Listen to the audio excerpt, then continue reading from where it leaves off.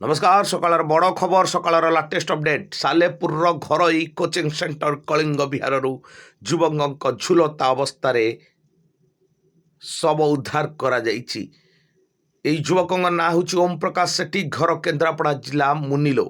उक्त प्रकाश ओम प्रकाश सेठी माँ संपूर्ण भाव में सालेपुर कलिंग विहार कोचिंग सेंटर को दायी कर मारी दि जाइछि बोली संपूर्ण भाव में कहते कि प्रकृत में कौन घटना ता इन्वेस्टिगेशन पर ही जना पड़ा। बे सालेपुर अंचल में बड़ चर्चा एवं समीक्षार विषय पालट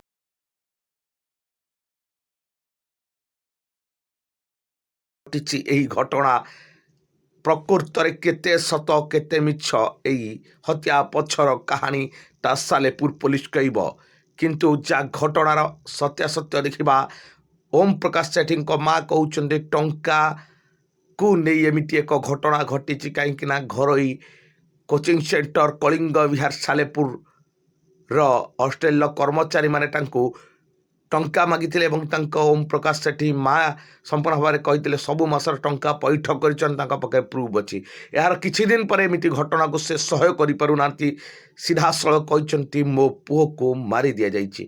प्रकृत में केते सत्यासत्य घटना ता सालेपुर पुलिस इन्वेस्टिगेशन कर सारे ही जना पड़। सकाळ बड़ खबर सकाळ लाटेस्ट अपडेट।